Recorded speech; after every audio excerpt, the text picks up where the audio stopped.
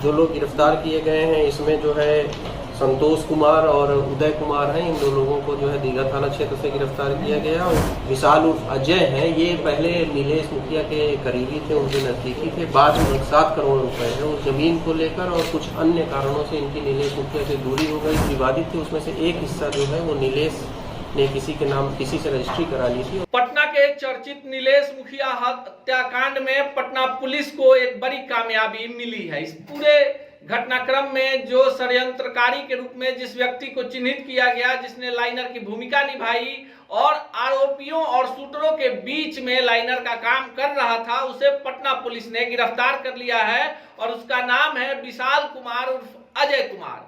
पटना के एसएसपी राजीव मिश्रा ने आज प्रेस वार्ता की और क्या कुछ कहा, पहले उसे सुने।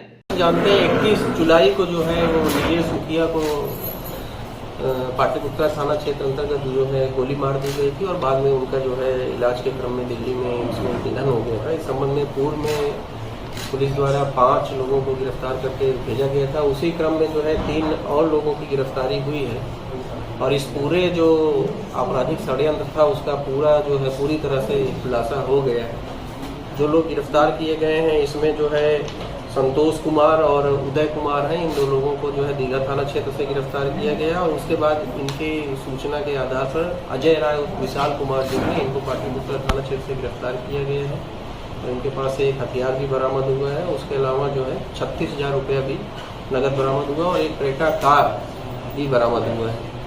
इस पूरे इन लोगों से पूछताछ के क्रम में जो पूरी जानकारी मिली है वो ये मिली है कि जो इसमें विशाल उर्फ अजय हैं, ये पहले नीलेश मुखिया के करीबी थे, उनके नज़दीकी थे। बाद में अटल पथ पर एक ज़मीन है जिसकी कीमत लगभग 7 करोड़ रुपए है, उस ज़मीन को लेकर और कुछ अन्य कारणों से इनकी नीलेश मुखिया से दूरी हो गई थी और ये जो इस कांड के मुख्य साजिशकर्ता हैं पप्पू दप्पू, उनके नज़दीक हो गए थे।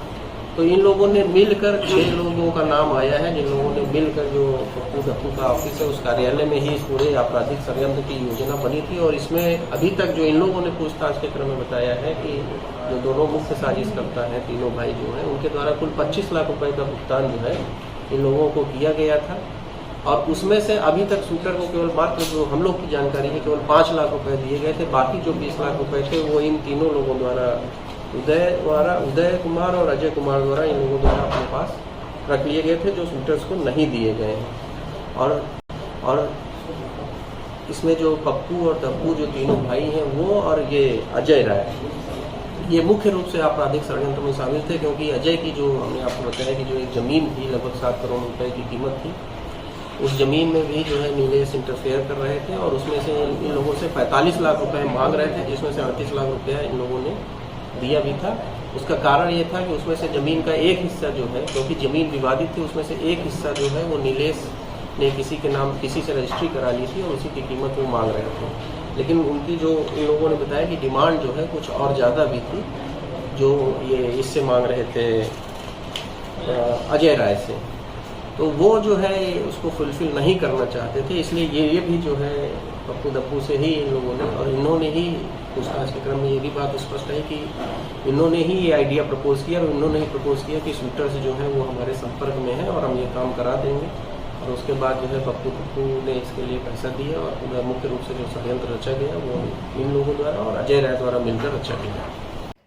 तो आपने सुना कि पटना की वार्ड पार्षद पति नीलेश मुखिया को 31 जुलाई को गोली मार दी गई थी। आरोप जो लगा पप्पू राय, धप्पू राय और उनके भाई गोरख राय पर लगा। 3 दिन पहले इसी मामले में पटना पुलिस ने बड़ी कार्रवाई करते हुए कुर्की जब्ती किया था और इससे पहले आपको बता दें कि 4 शूटरों की गिरफ्तारी भी पहले हो चुकी थी, जिसमें ये चारों शूटरों ने ये स्वीकार किया पुलिस के समक्ष कि उन्हें सुपारी मिली थी 10 लाख की नीलेश मुखिया को मारने की और इसी क्रम में नीलेश मुखिया की हत्या की साजिश रची गई और इस साजिशकर्ता के रूप में जिस व्यक्ति को पकड़ा गया उसका नाम है विकास जायसवाल, जो दानापुर का रहने वाला है।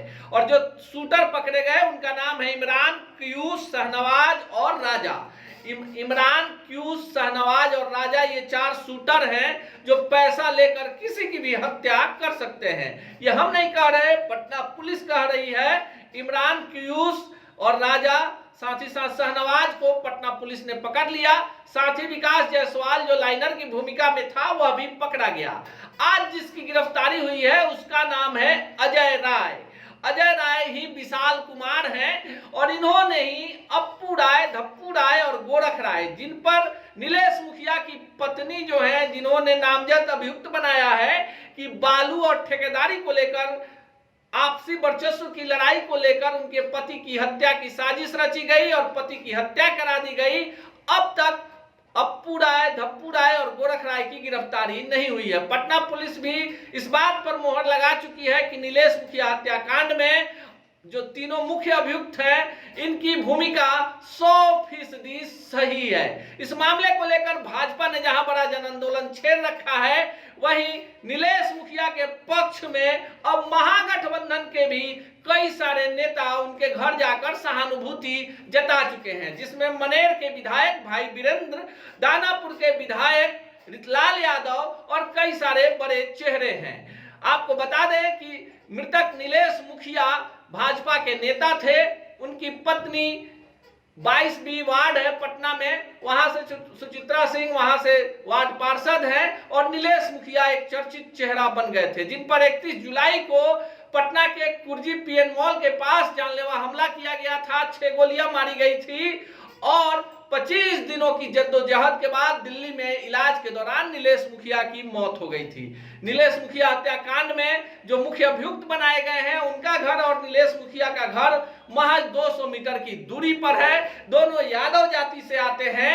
एक तरफ जहां नीलेश मुखिया भाजपा से जुड़े थे, वहीं दूसरी तरफ जो मुख्य अभियुक्त हैं और पुलिस गिरफ्त से बाहर हैं, उनका जुड़ाव सीधे राजद सुप्रीमो के परिवार से रहा है, राजद से रहा है।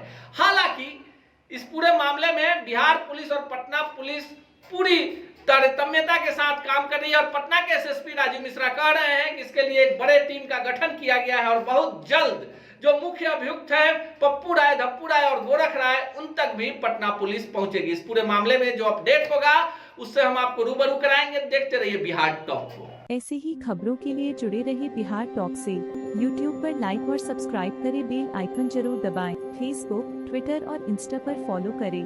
धन्यवाद।